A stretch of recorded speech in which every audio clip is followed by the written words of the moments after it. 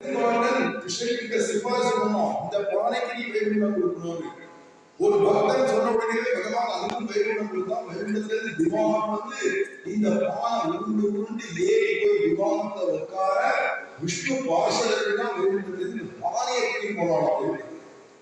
இது தூக்கி போராமா, இது எங்க தள்ளி இருக்கு, இது ஞானம் இருக்கா, பக்தி இருக்கா, வைராக்கியம் இருக்காங்க. அந்த பாகவதனுடைய சிபாரிசு ஒரு ஆச்சாரியருடைய சிவாலயத்துல எல்லாரும் பேசுகிறார்.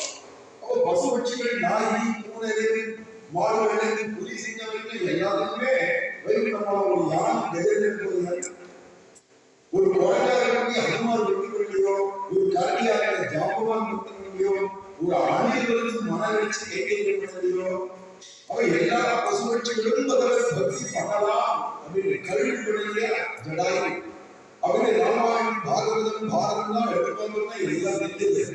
பறவைகள்லாம் பக்தி பண்றது கருடாவே இருக்காரு, பாம்பே இருக்காரு, ஆதிசேஷனே பாம்பு அவரே இருக்காரு. பக்தி பண்றதுக்கு எந்தவித பாகுபாடும் இல்லை அப்படின்னு மனுஷாக இருக்கிறது. ஜாதி வேகம், இங்கே மத வேகம், இங்கே இன வேகம், இங்கே மொழி வேகம், இங்கே தேச வேகம். அதனால ஆண்டாள் ஒரே வந்ததுக்கு ஆசை இருக்கா? இதே கேள்விதான் ராமமூர்த்தி சொன்னார். ஆசை உடையவருக்கெல்லாம் ஆதியர்கள் கூடும் என்று பேசி மறந்திருந்தார்.